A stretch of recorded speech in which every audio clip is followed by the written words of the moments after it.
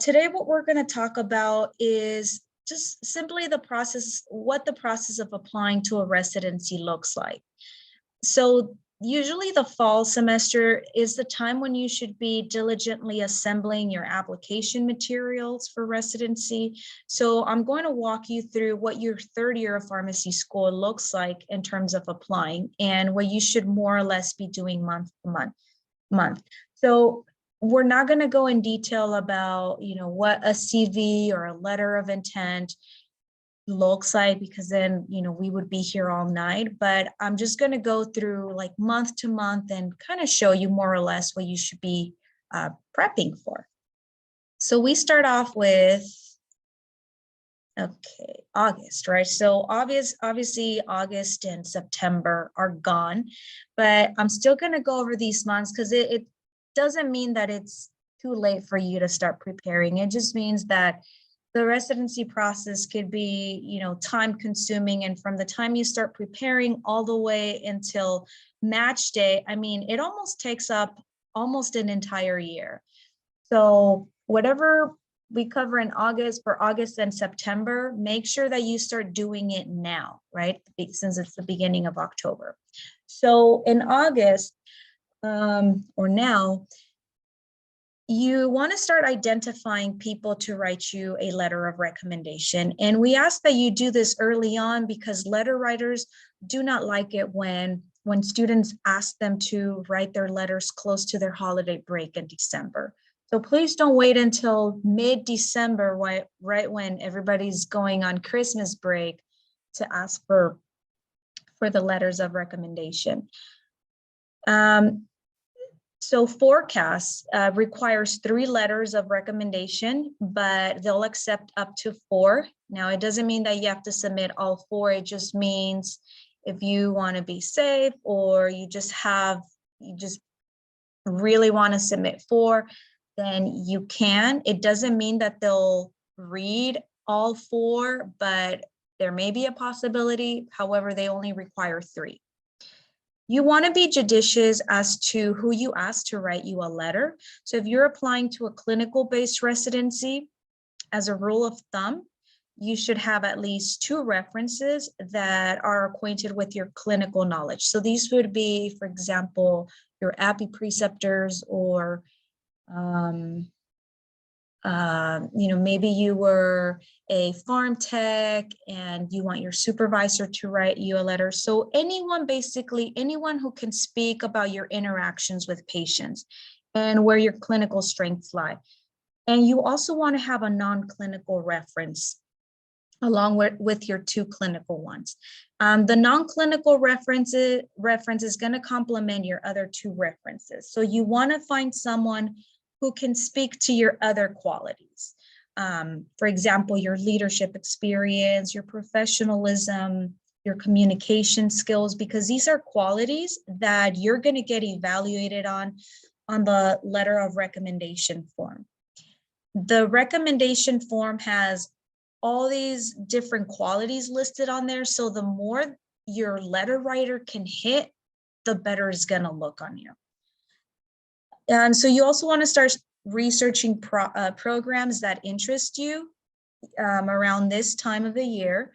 So you can either use the ASHP residency directory, but you should also be going above and beyond that and trying to find other resources outside of that. So for example, I know there's different organizations on campus that host residency panels, and they bring in current residents to interview. These are the people that you should be speaking to and asking questions. And in case you can't make it to those events, you can always, I'm sure if you asked for their email addresses, then I'm sure they would be happy to share their experience of what it's like to be a resident at that particular institution. So those are some ideas. I know right now I've been getting a lot of emails, and I've been sharing them with you as well. Emails about different residency open houses coming up. I know there's been a lot of fellowship webinars too, so if that's something that you're interested in, attend those. Sometimes most of them are virtual. I know they do them in person as well. So that's the best time to really get to know about the program in detail. And then this is a link right here. So all the dates that we're going to cover right now could also be found in this link under a schedule of ASHP residency dates. So in September, you really need to start fine-tuning your CV. So you need to sit down, look through your CV, and make sure that you have all of your important experiences included. We tend to forget stuff because maybe we weren't as diligent updating our CV at the end of every semester. So this is the time to really sit down and look back and see if you're missing anything or refining it, if you may. You also need to start thinking about how you're going to structure your letters of intent. So we've talked about how crucial it is that each one of your letters is tailored towards the specific program that you're applying to, but you can at least start now kind of thinking about what are you going to say about yourself? How are you going to describe yourself and your abilities and your qualities in the letter? How do you want to start? You want to capture the reader's attention from the beginning. So start thinking of how you're going to structure that. And then as for your letters of recommendations, there's ways that you can use to help the people writing your reference letters to write fantastic about you. So what you can start doing now, and it doesn't mean that you have to have this packet completed and handed to your letter writers, but I do want you to use the next couple of months to kind of prepare a packet. So what the packet's going to have is, and this is just so that when the person writing your letter, you just want to have everything outlined and have it in an organized format so that it's easy for your letter writer to write you a letter. And ideally, you want to have this packet ready by the beginning of September, but more ideally to have the packet ready as soon as you get back from mid-year. And that's if you go to mid-year. I mean, mid-year is optional. Mid-year is a conference. It's optional if you want to attend, but for those of you attending, you want to have this packet ready to hand to your letter writers as soon as you get back. This way it gives you time, since you'll be speaking with programs at mid-year, that you kind of decide what programs you want to apply to and what programs you want those letter writers to send their letters to. So this packet that I'm talking about, so in the packet, you want to have the most recent version of your CV. You also want to have a solid letter of intent to represent yourself. And in addition, you can also provide your letter writers with a list of programs that you're interested in applying, and include the details, like tell them who the RPD is, remind them when the application is for that specific program for them to submit their letters, and maybe a short little paragraph on what specifically about each program makes you want to go there, right? And this is only going to help the people writing your letters to stay on track with deadlines for each program, and it's going to give them a better idea of you and why you want to apply to that particular program. Also, if you had an IPI or an API rotation with the person that's writing your letter, consider including a bullet list of what you did on their rotation. As you know, preceptors see a lot of students, so anything that you can do to help them remember all the great things that you did together will help them write a better letter about you. Okay, so I don't see any questions in the chat so far, so I'll keep moving along. So October. Okay, so this is a time that I want you to start getting acquainted with ASHP mid-year. And you want to do this as early as possible, because if you're interested in attending, then you want to start preparing and planning for it in advance, because it can get very expensive if you wait until the last second, because you have to factor in the registration is probably going to go up, hotel stay, flight, and all of that stuff. So, talk to your friends and see if you guys can, band together, and maybe, it just ways to save money to attend this conference. And so I did look up their website, and their early bird rates end on October 14th. So that'll be maybe end of next week. So it is cheaper now if you register for it now. But very briefly, what is ASHP mid-year? So mid-year is held annually in December, around beginning of December each year. And this is where nearly like 20 to 25,000 pharmacists from around the country gather.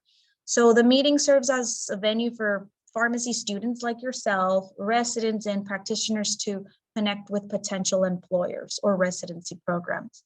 And one of the most important events of mid-year is the residency showcase. So this showcase is massive. Okay, so think of it like the #1 residency showcase of all residency showcase.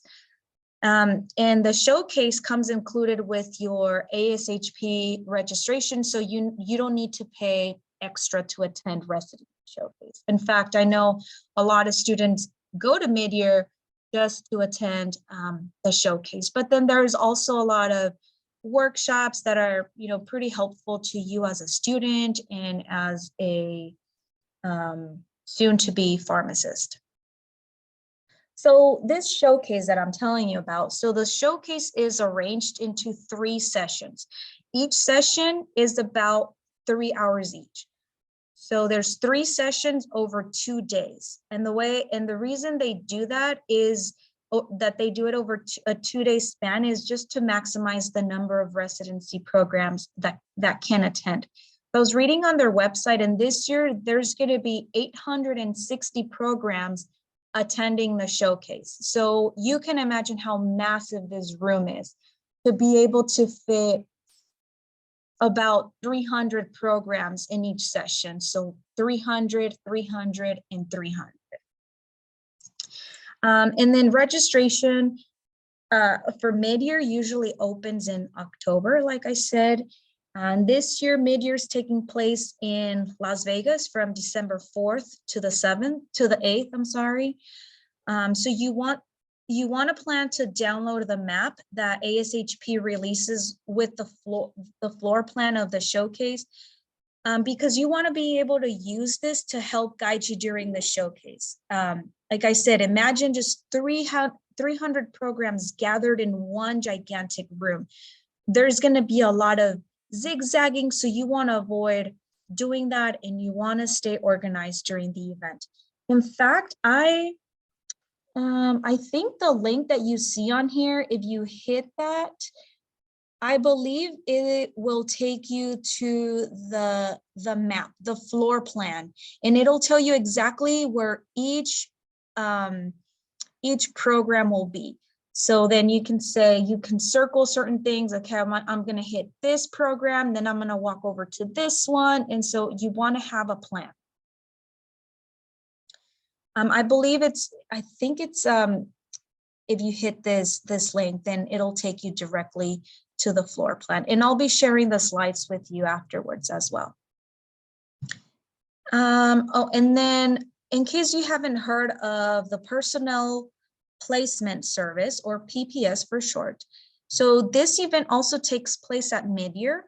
It is the largest national pharmacy recruitment event. And this is more of an exclusive event for those who want to connect with potential employers, or they want to apply for jobs and interview during their time at the meeting. This event is attended by more than 3,000 candidates and nearly 400 employers. So it's pretty big event as well. It is, however, an additional cost.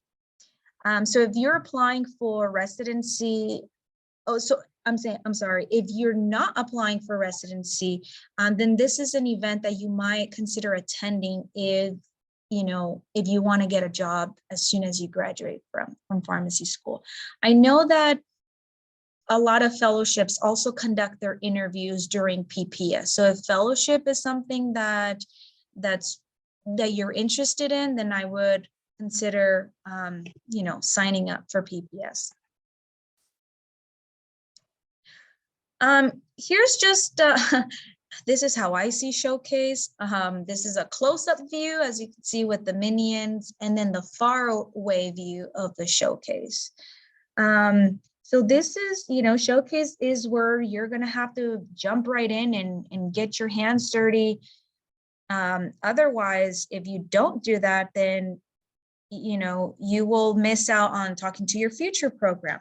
And the reason as to why many students attend is so that they can evaluate programs that they're interested in, or maybe it's a way for you to discover new programs that you didn't even know about, or programs you didn't think about applying, but after meeting the residents and the program director, now that really, incited you to, now you're really interested in that program and you want to apply. So in November, in the beginning of November, and to be more exact, on November 2nd, you want to register for Forecast and the Match. So Forecast and the Match are two separate systems, but they work together. So they collaborate together for the matching process.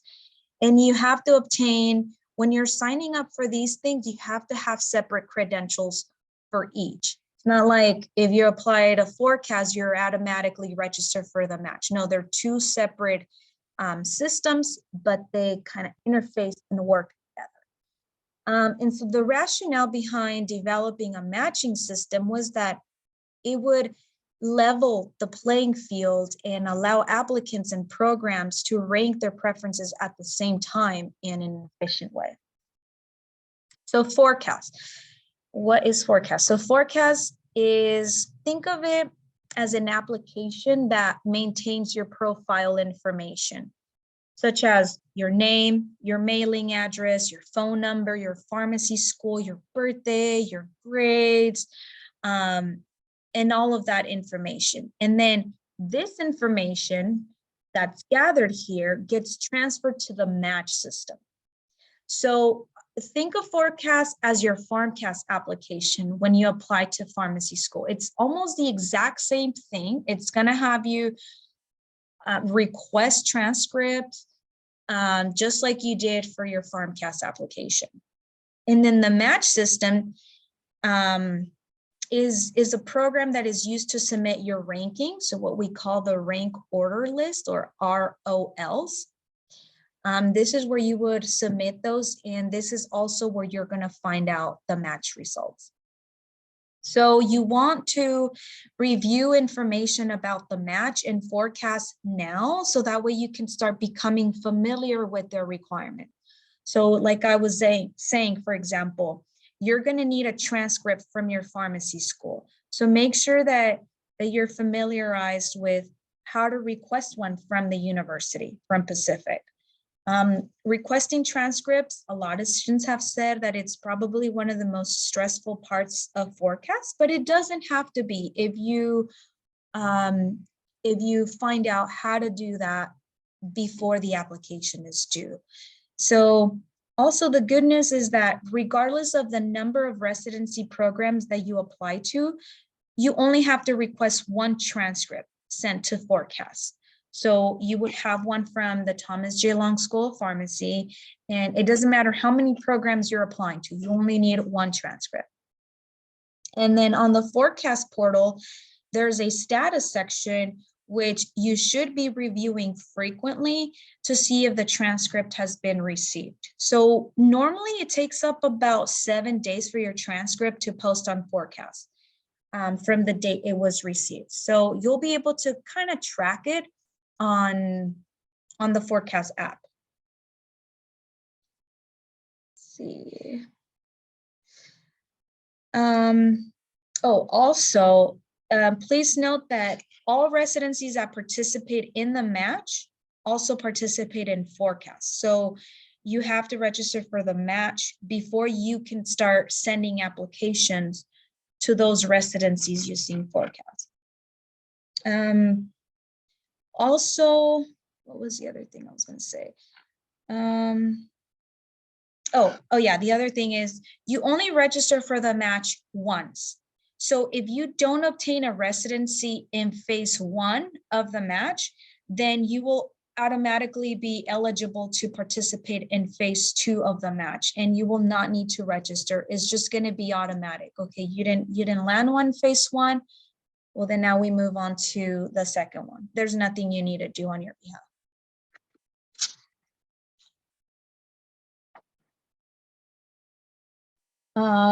And then, so November, yeah, so the list of programs participating in the match will be on November 1st, and I've included the link to that. You also want to start checking residency program application requirements. So a lot of the times the residencies also have their own deadlines. So make sure you're reviewing those deadlines, writing them down so you don't miss anything or you don't submit anything late. Around November, I want you also to start finalizing your letters and your CVs. And this is also when you start requesting your transcripts to be sent to forecast. And then I've attached a link here at the bottom with the open houses that I've been sending out. So you'll see as they come, I'll keep updating that page. That way it's easy for you. Instead of looking through your email, there's just a nice list of open houses. But you should also be looking, because I don't get all the open houses out there. I just get the ones that are sent to me. So I'll be sharing those with you. But if there's a program that interests you, find out if they're offering an open house. Okay, so how much does the application process cost? Well, obviously, letter of intent, reference letters, and your CVs, you don't pay anything for that. But your forecast application, let's see. Well, it doesn't cost anything to create an account on forecast, but there is a cost of, and as you can see, so this is from like 2 years ago. So the numbers are not going to be, they usually change. The prices sometimes vary by a few dollars each year. So for example, the forecast application, it cost $110 this year. You can, with that 110, you can send applications to 4 different residency programs. And now if you choose to apply to additional programs, then you would have to pay an additional $43 per program that you apply to. And then it is, if I'm not mistaken, it's $160 to register for the match.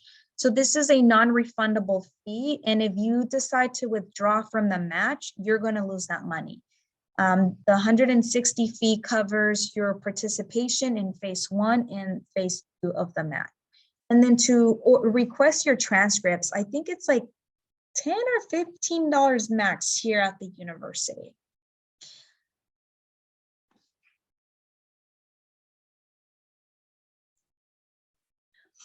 So in December, okay, so even if you attended mid-year or not, by this time in December, you should have researched programs more thoroughly, and you should have at this point have a more solid idea of the programs that you're interested in. So like I said, December, it's usually held in December because that's when you get to meet all the programs out there.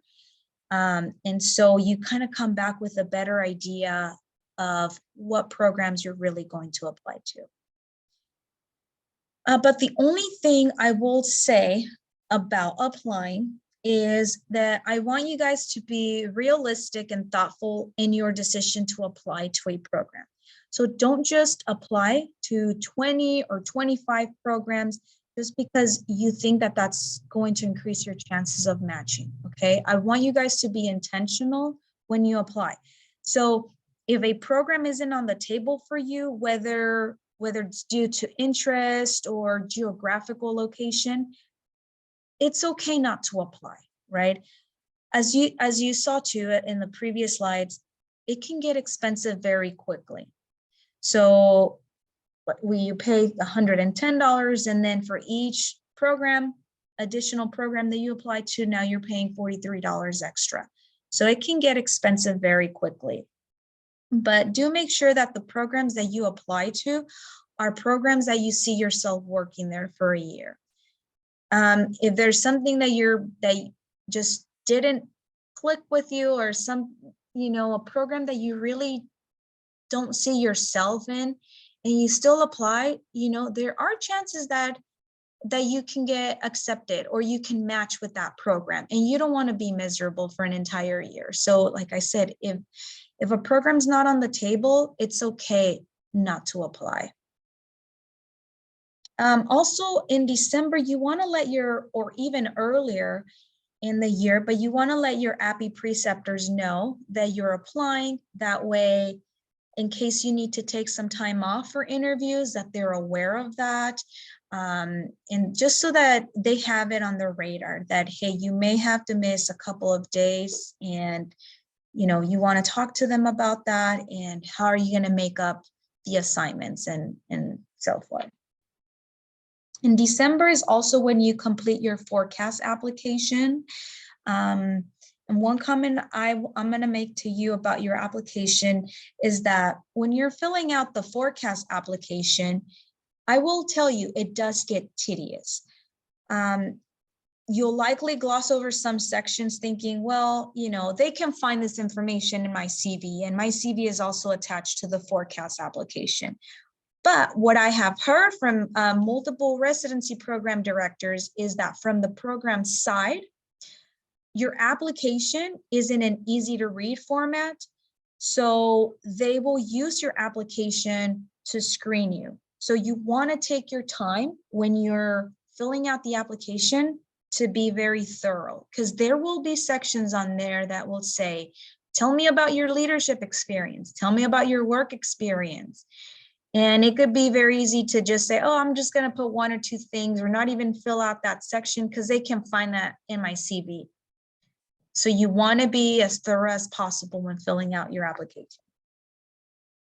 And then before you submit, obviously, just like anything else, you want to make sure that your application is complete, that it's accurate, and that it encompasses who you are. And then after you submit your application, you're just going to have to wait until you hear back from the programs that you apply to see if they're going to extend you an opportunity to interview. I think there's a question in the chat. When can you start filling out the forecast application? So forecast opens, okay, my mouse. Forecast opens on November 2nd, so in almost exactly a month. So around that time, so you have from the beginning of November all the way until close to the end of December. And that's why I was saying that you should look at each residency application deadline, because maybe Kaiser and Stockton may say your application is due on December 17th, but then another program may say your application is due December 20th. But they're all due towards the end of December, but you just want to make sure that you're reviewing the deadlines for each.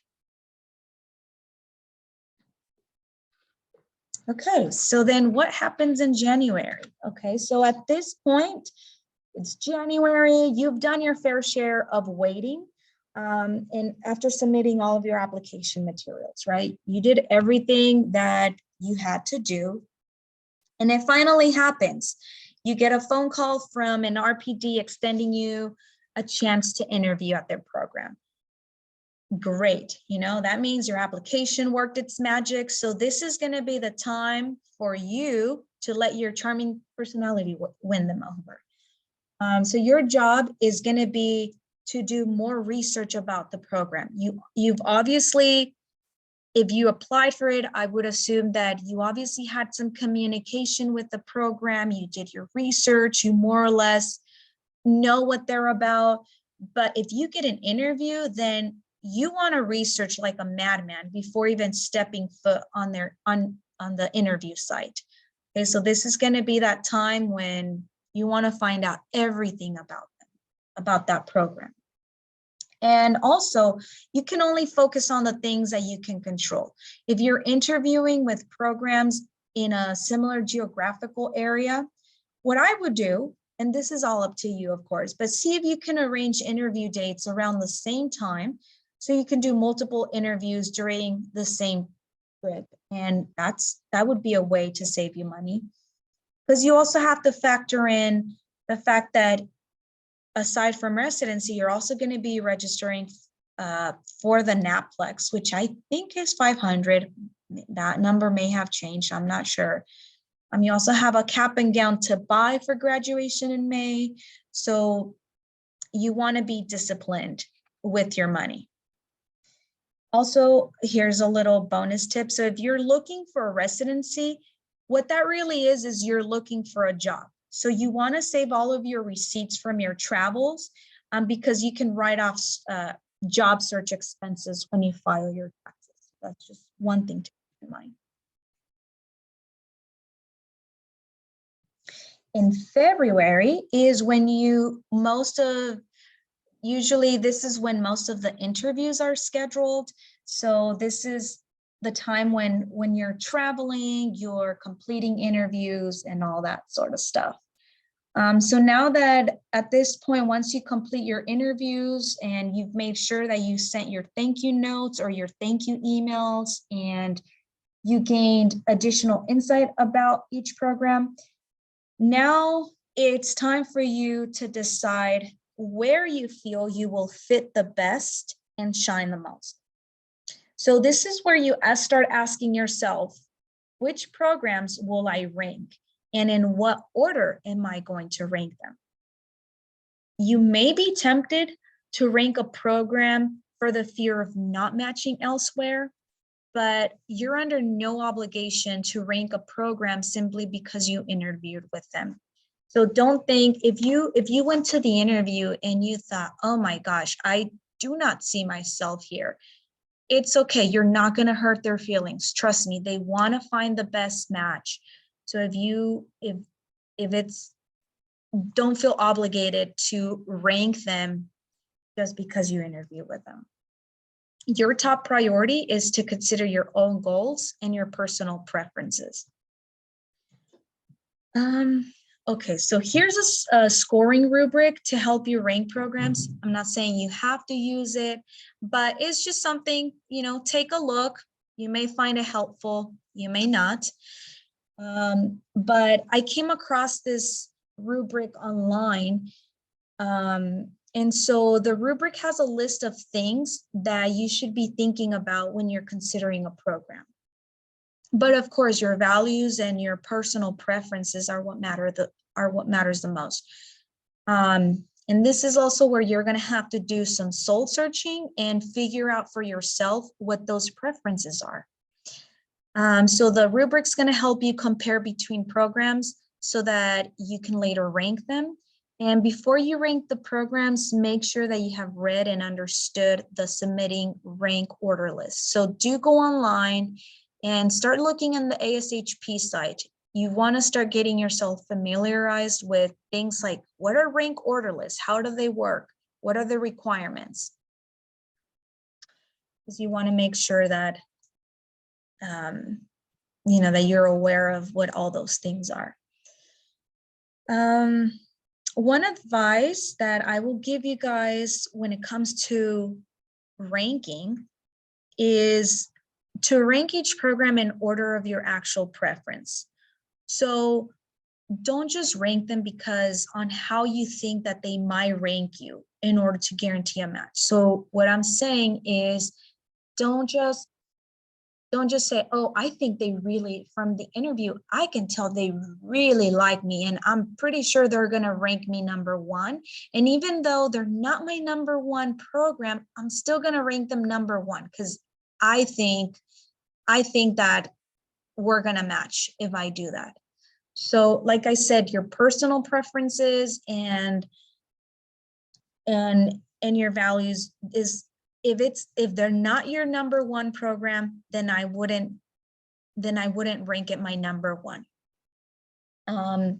Another tip I will give you is you don't want to divulge your rank order lists to other programs. So you don't want to tell other programs that you've applied to, well, I rank you guys number one, or during an interview, tell them, I plan on ranking you guys my number one.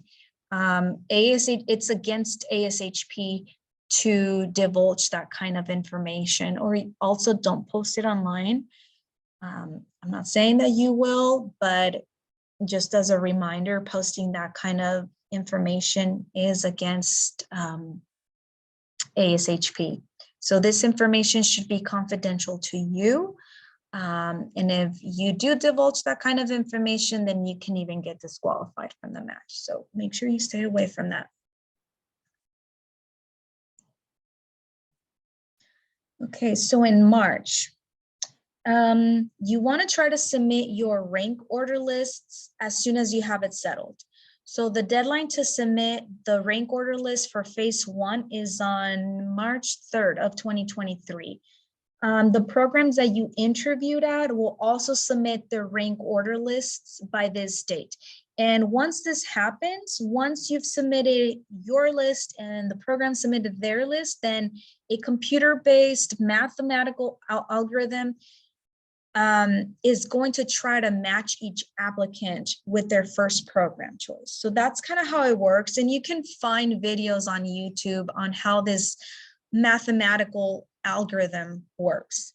It's pretty simple, but you can, it's easier if you see it in a video.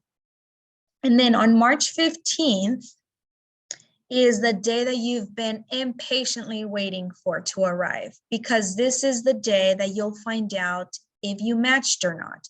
So if you matched, you will receive an email from Forecast congratulating you and telling you where you matched.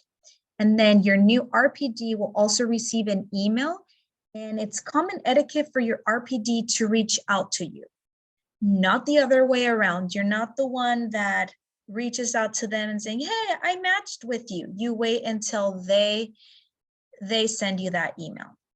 And the reason for that is that you don't want to come across as pushy and scare them off. So it's not like you're going to unmatch, right? Or anything like that. But it's always best to start off the relationship with your new boss on a positive note.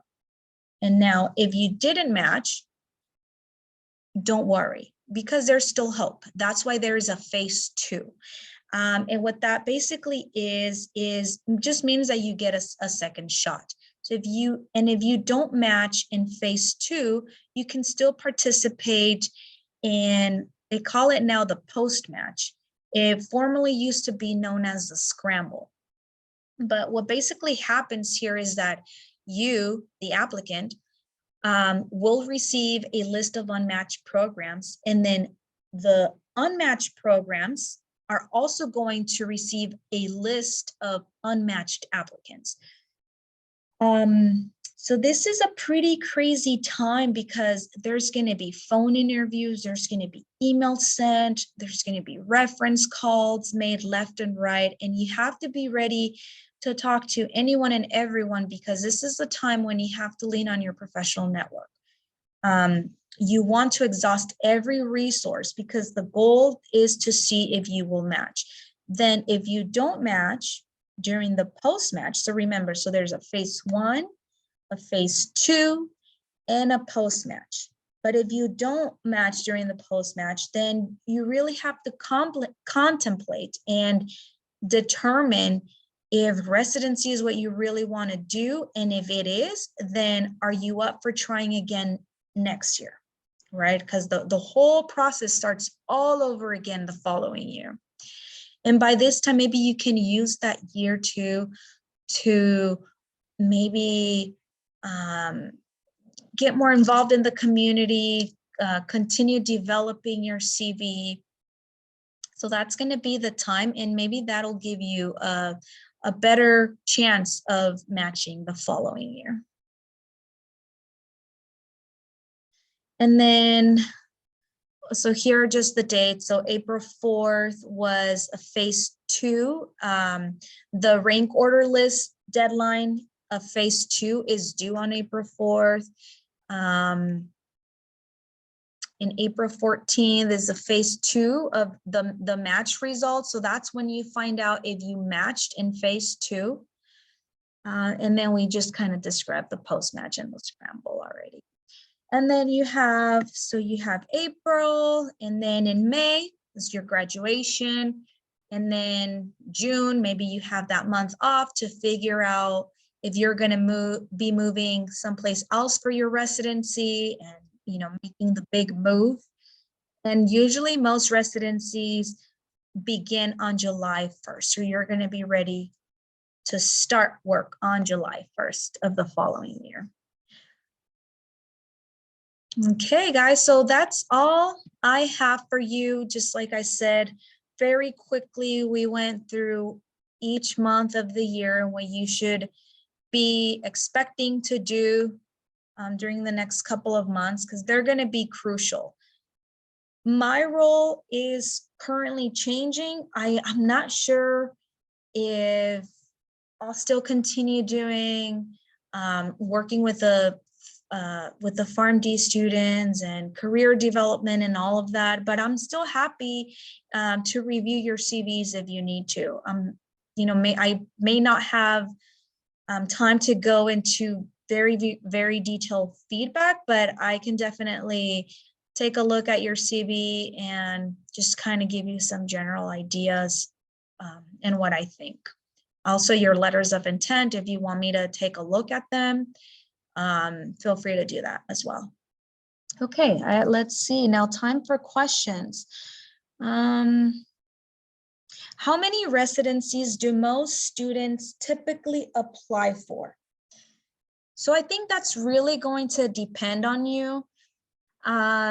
There are students I've heard, and I was not kidding when I mentioned 20 to 25 programs. I just think that's a little ridiculous.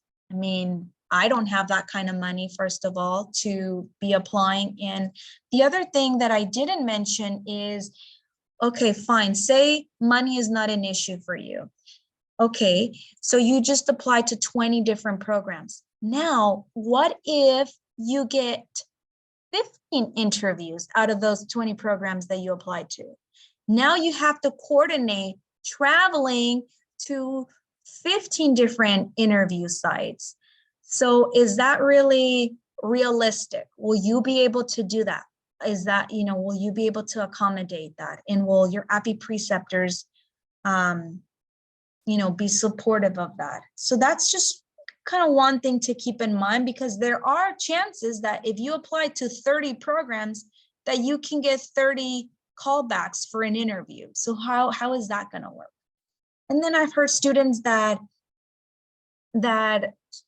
so with the $110 for forecast, you can send in 4 applications. Usually the typical that I've heard is maybe applying to like 7 to 10 programs at max. And I think that's a good number. But like I said, just make sure that those are programs that you really see yourself in, and because that's how you're going to be ranking them as well.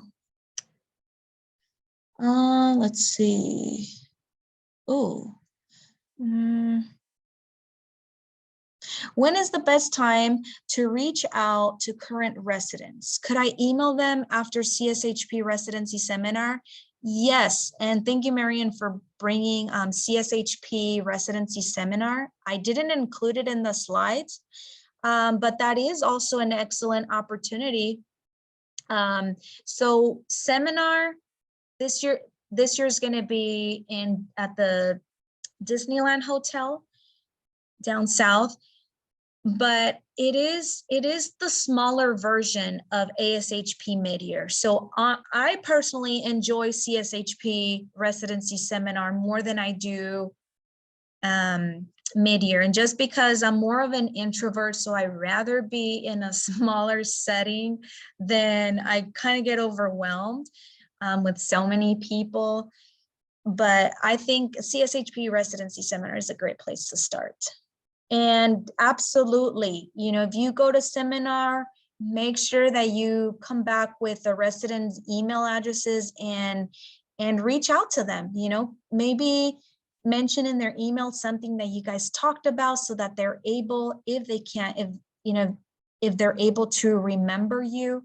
But that's going to mean a lot. And I also didn't say this, and I've said it in class before, and I always tell students, but residents are very, in a lot of programs, the residents are very involved in the application process. I'm not sure I understand. Oh, sorry, that's my Siri.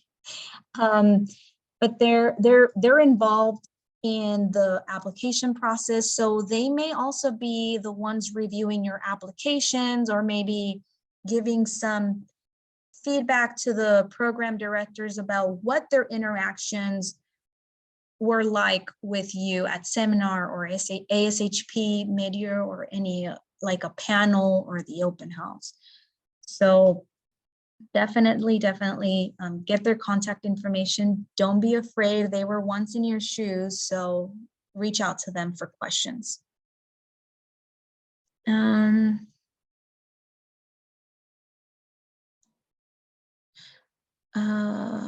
I know you said you would post the recording. Will you email the slides too? Yes, Jeffrey, I will be emailing the slides and the recording, which, by the way, I need to stop the recording.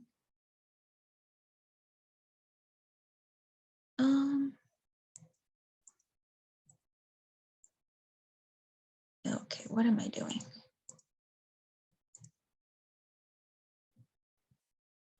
Let's see. How soon do you recommend us to send our CV and letter of intent to you? The sooner the better, Karen. So the sooner the better. So I'm being tasked with other responsibilities, so I'll try to be as diligent as possible. So yeah, the sooner the better.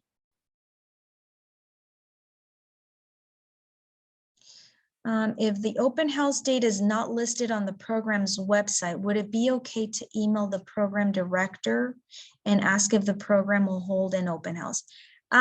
Yes, so normally right now, so it's October, normally in like September and October, I start getting a lot of the informational sessions for fellowships. And then after that, all of a sudden I start getting inundated with residency open houses. So it may be that a lot of programs will be having an open house. They may just not have it scheduled or sent out information about that. I would just wait a little bit, Marian, just because it's around October, the month of October, that you'll start seeing more announcements about open houses.